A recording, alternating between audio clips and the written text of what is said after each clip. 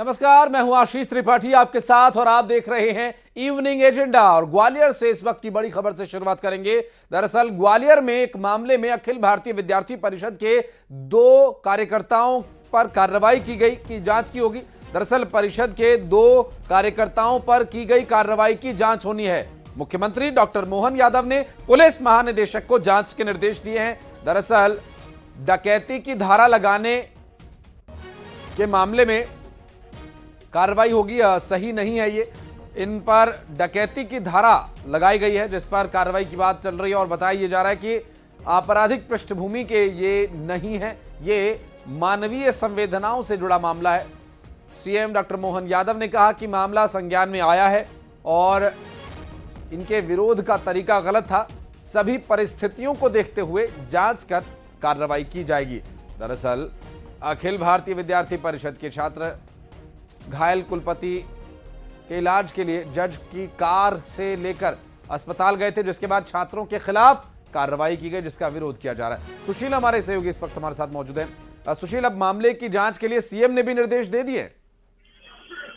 बिल्कुल सही बात है। देखिए, एबीवीपी के कार्यकर्ताओं पर डकैती का जो केस दर्ज किया गया था, जिसमें वो करीब 5 दिन से 2 एबीवीपी के कार्यकर्ता जेल में बंद है, इस मामले ने लगातार तूल पकड़ा है। और अब इस मामले में लगातार छात्रों के परिजनों ने भी न्यूज 18 के जरिए सीएम मोहन यादव से गुजारिश की थी, गुहार लगाई थी।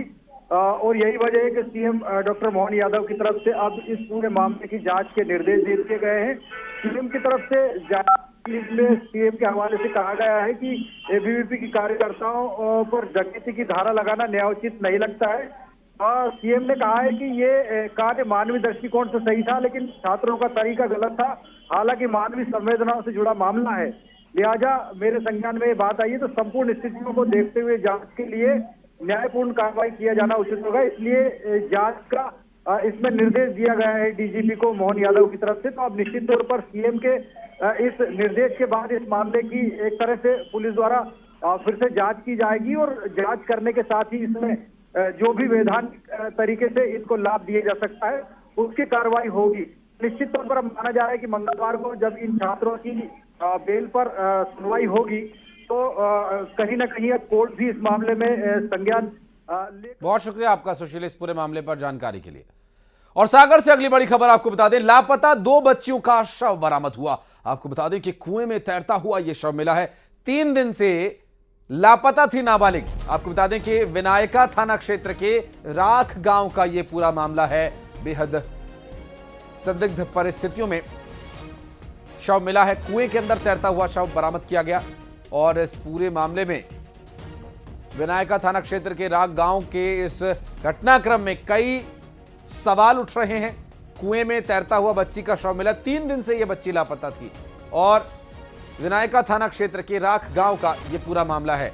इस पूरे मामले में सागर से जो जानकारी मिली, अब तक पुलिस इन्वेस्टिगेशन में क्या कुछ तथ्य सामने आए हैं, ये भी लगातार सवाल बना हुआ है। कुएं में बच्ची का शव तैरता मिला है। 3 दिन से बच्ची लापता थी। नाबालिग बच्ची का शव मिला है। विनायका थाना क्षेत्र राख गांव के इस पूरे मामले में पुलिस इन्वेस्टिगेशन कर रही है। आखिर क्या कुछ इस पूरे मामले में अभी पुलिस को लीड मिली है, ये देखने का विषय होगा।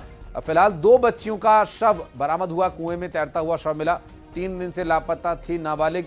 विनायका थाना क्षेत्र के राख गांव का ये मामला है। और दमोह पहुंचे डॉक्टर रामकृष्ण कुसमारिया। ओबीसी आयोग के प्रदेश अध्यक्ष डॉक्टर रामकृष्ण कुसमारिया को कैबिनेट मंत्री का दर्जा प्राप्त है। दरअसल भारतीय जनता पार्टी के दफ्तर में रामकृष्ण कुसमारिया का स्वागत किया गया।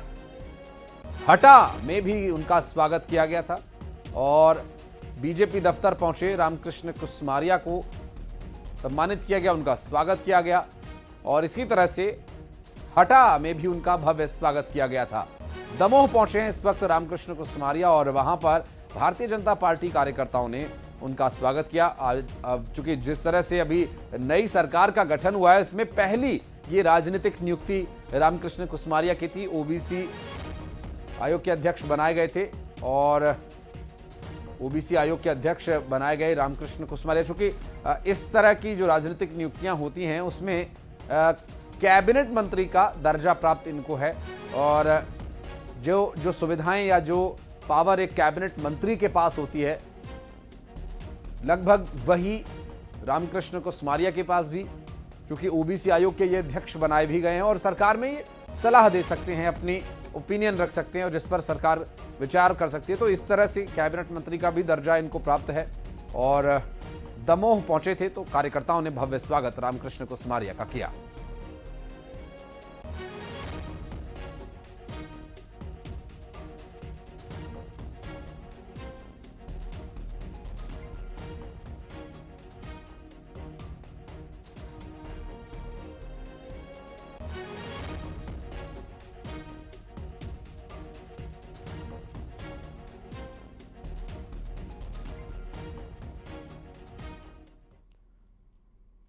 और सीएम डॉक्टर मोहन यादव कल उज्जैन और श्योपुर जाएंगे। वो स्थानीय कार्यक्रमों में शिरकत करेंगे और साथ ही दोपहर में कूनो फेस्टिवल में भी शिरकत करेंगे। कल से कूनो फेस्टिवल की शुरुआत हो रही है। वहीं इस कार्यक्रम के बाद वो उज्जैन में रात्रि विश्राम करेंगे। उज्जैन में सीएम के रात्रि विश्राम को लेकर मिथक है। बाबा महाकाल को उज्जैन का राजा माना जाता है। ऐसे में सत्ता के शीर्ष पर बैठे व्यक्ति उज्जैन में रात्रि विश्राम नहीं करते। हालांकि महाकाल मंदिर के मुख्य पुजारी राजेश गुरु का कहना है कि ऐसे पुराने दौर की मान्यता रही है, पुराने दौर में ऐसा माना जाता था और सीएम उज्जैन के ही रहने वाले हैं, यही उनका जन्म स्थान है, लिहाजा वो यहां रुक सकते हैं।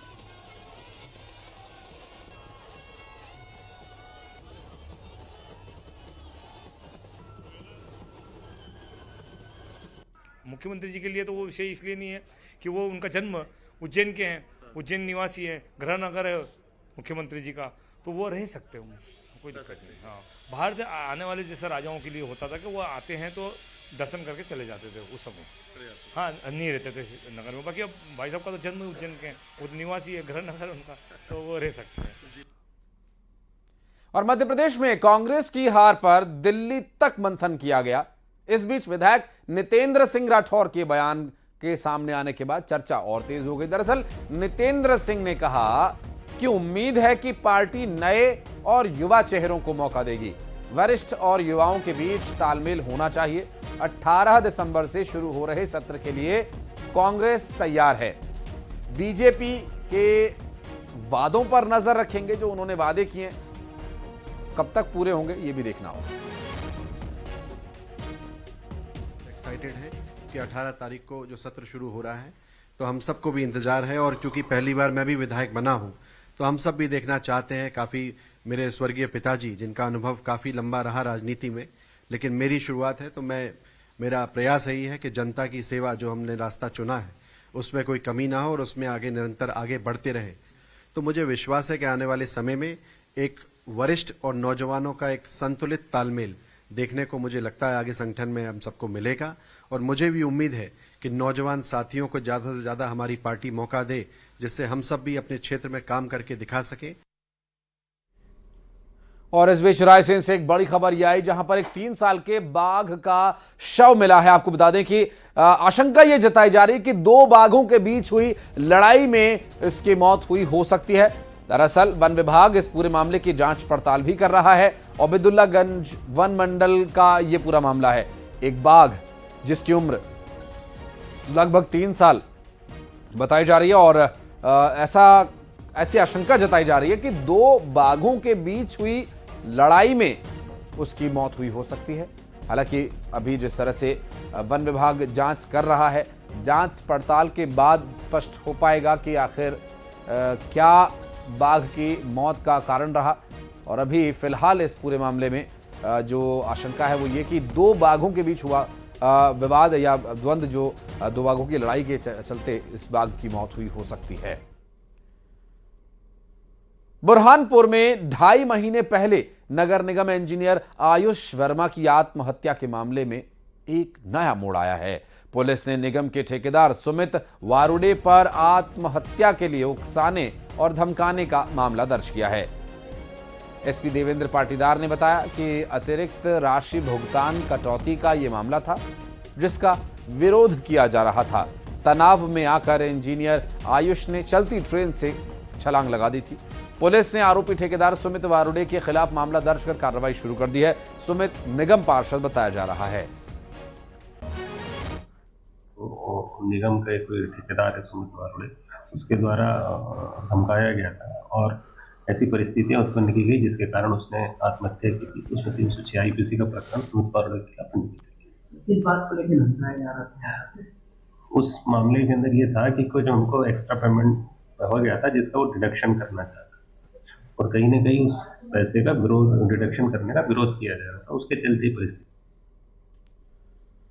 बुरहानपुर में सीएम डॉक्टर मोहन यादव के आदेश के बाद जिला प्रशासन एक्शन मोड में आ गए हैं। अतिक्रमण को लेकर प्रशासन की ओर से बुलडोजर कार्रवाई की जा रही है।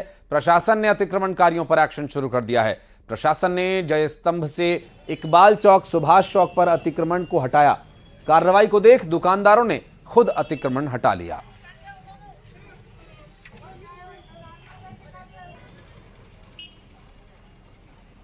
अतिक्रमण बाधित हो रहा था, अतिक्रमण करके रखा था रोड पे, इसको हटाने की कार्रवाई नगर निगम द्वारा की जा रही है। कहाँ से कहाँ तक का अतिक्रमण है? अभी ये जय स्तंभ से स्टार्ट करके इकबाल चौक होते हुए मंडी और सब में कार्रवाई करेंगे। क्या कार्रवाई लगातार जारी रहेगी? लगातार जारी रहेगी कार्रवाई जब तक लोगों को समझाइश दी जा रही है, साथ में अतिक्रमण हटाया भी जा रहा है। तो ये विरोध का सामना करना पड़ता है? हाँ, करना पड़ रहा है, लेकिन ये अतिक्रमण बार बार इनको निर्देशित करने के बाद भी इनके द्वारा ट्रैफिक बाधित कराया जा रहा है अतिक्रमण कर। ये दोबारा अतिक्रमण न हो उसके लिए कोई लाइन पट्टी डाली जाएगी कुछ नगर निगम द्वारा? उसके लिए भी बताया जाएगा, सबको समझाइश देकर बताया जाएगा कि इससे बाहर नहीं है। और कैलाश विजयवर्गीय का बड़ा बयान सामने आया। मध्य प्रदेश में अपनी भूमिका को लेकर कैलाश विजयवर्गीय ने कहा कि मैं अभी भी बड़ी भूमिका में हूं, मैं पार्टी का महामंत्री हूं। विकसित भारत संकल्प यात्रा पर कैलाश विजयवर्गीय ने कहा कि हम गांव-गांव जा रहे हैं और लोगों को बता रहे हैं कि भारत दुनिया का सबसे ताकतवर देश बनने जा रहा है, इसमें सभी अपना योगदान दें। संसद की सुरक्षा पर कांग्रेस के हंगामे पर कैलाश विजयवर्गीय ने कहा कि कांग्रेस इसे बेवजह तूल दे रही है। कांग्रेस को 400 करोड़ की बेनामी संपत्ति पर जवाब देना चाहिए।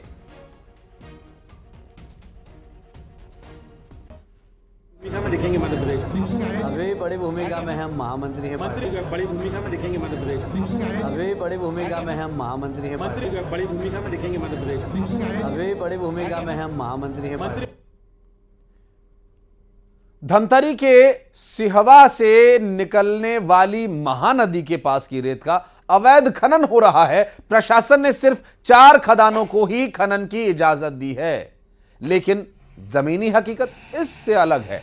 वहीं लगभग 30 खदानों का संचालन हो रहा है, जिससे प्राकृतिक संपदा का जो दोहन हो रहा है वो निश्चित रूप से प्रशासन के लिए तो चूना लग ही रहा है, साथ ही प्रकृति के साथ भी खिलवाड़ है। से लेकर जो है दोनार बारना तक जो है करीब 1 दर्जन से अधिक रेत खदान संचालित है, जिनमें जो है गिने चुने 2 से 3 खदान ही जिला जो है ओकर जो निविदा है वो अभी है। बाकी जितना भी रेत खदान है ओकर जो टेंडर के समय है समाप्त हो चुके हैं। पूरा जो है अंधाधुंध दबंगई के साथ जो है अवैध रेत उत्खनन चला थे। अभी अवैध रेत उत्खनन जो है खनिज विभाग के संरक्षण भी कह सकते हो, जब वो बार बार जो है खनिज विभाग ला जो है वहाँ जाके अवगत कराया जाते हैं कि यहाँ 2 चेन माउंटेन मशीन लगे हैं, वहाँ जो है 3 चेन माउंटेन मशीन लगे हैं। कई से खदानें जहाँ 4 चेन माउंटेन से जो है रेत के उत्खनन करे जाते। ओकर बाद खनिज अधिकारी के द्वारा जो बोले जाते कि यहाँ अवैध रेत उत्खनन की शिकायत मिली, हम वहाँ कार्रवाई करबो, लेकिन कार्रवाई जो है 0 सन्नाटा है, जेकर वजह से आए दिन जो है रेत उत्खनन होते, दिन और रात रेत उत्खनन होते हैं, जेकर से सड़क जर्जर हो गए। इंस्पेक्टर जाएगा, चेक करेगा, उसका जो भी कार्रवाई अवगत करा दी जाएगी। एक जो है पूर्व विकास खंड है, जहां अभी जो उस दिन सूत्रों से जानकारी मिला कि वहां 2 गुटों के बीच जो है गाली इस मैटर में जानकारी प्राप्त है। मेघा पुल के पास से जो है 4 चेन माउंटेन लगाए, उसका मैं खुद फुटेज बनाया हूँ, मेरे पास है, सभी खदानों का फुटेज है और वो फुटेज कोई फर्जी नहीं है। मैं वहाँ उपस्थित होकर पिटोसी मार के खबर बनाया हूँ। क्या उस फुटेज के आधार पर कार्रवाई करेंगे आप सर?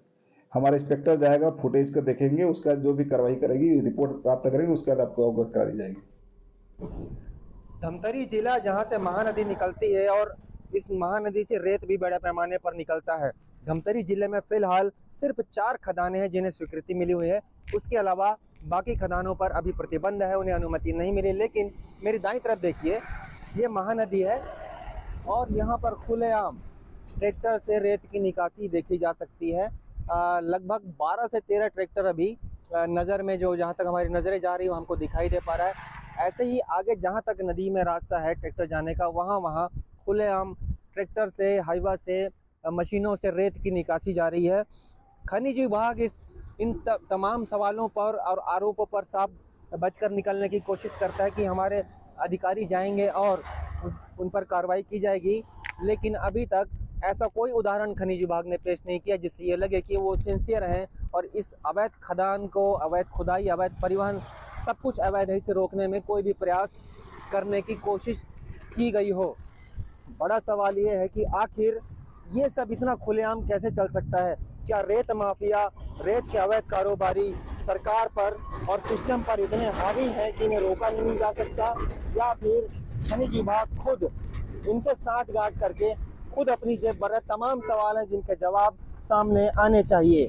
देखना होगा छत्तीसगढ़ की नई सरकार धमतरी के इस रेत के अवैध परिवहन को, अवैध कारोबार को रोकने में कामयाब हो पाती है या नहीं। अभिषेक पांडे, न्यूज़ 18, धमतरी।